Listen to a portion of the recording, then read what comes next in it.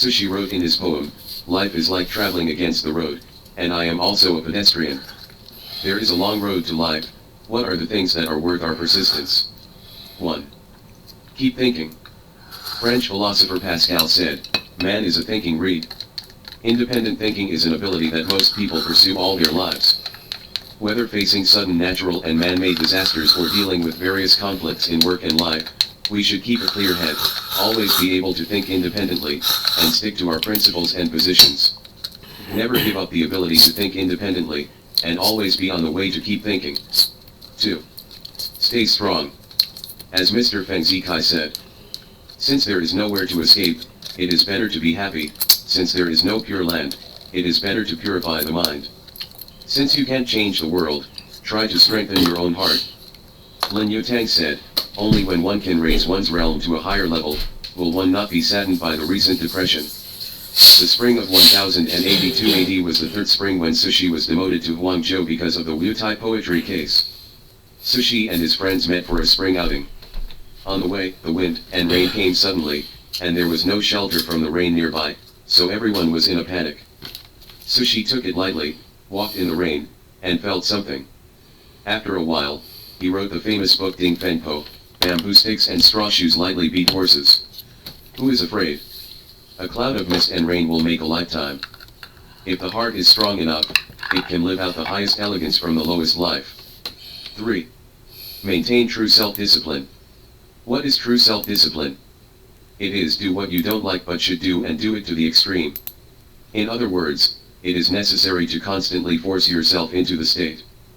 That way, you don't feel miserable about the obligations that really need to be fulfilled by you. Over time, this self-disciplined behavior becomes a habit and dominates your behavior. Su Piyu, a scholar of the Ming Dynasty, imitated the ancients and kept checking his words and deeds. He put 2 bottles on his desk, containing black beans and soybeans respectively.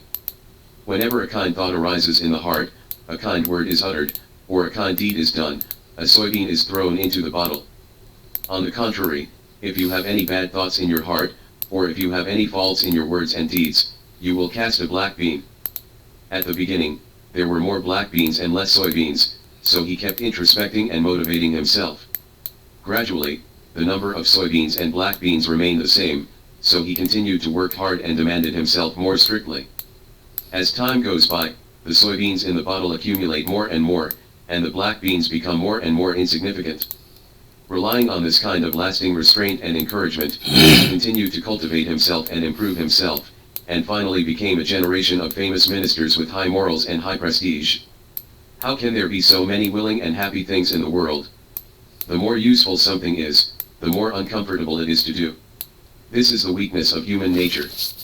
Both Wang Yangming and Zheng Qiuban advocated this: grit your teeth and do it. One has to force oneself in order to give full play to one's potential talents and wisdom. Therefore, insist on doing things you don't like but should do, and you can achieve unexpected cultivation and success. 4. Keep the enthusiasm. There is an old woman named Toyo Shibata in Japan who published her first collection of poems at the age of 98. At the age of 100, she still lived a refined life, dressing well, putting on makeup when she went out, and always having a mirror and lipstick on hand.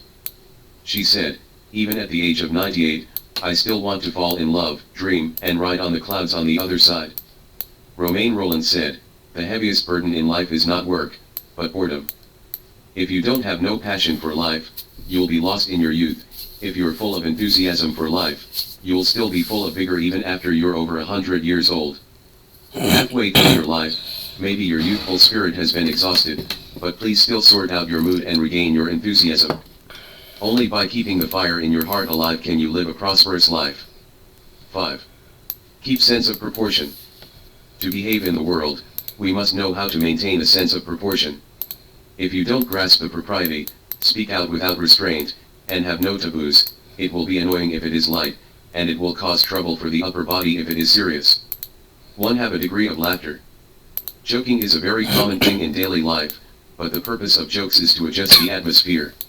If you don't know how to grasp the scale of jokes, your words will hurt others intentionally or unintentionally.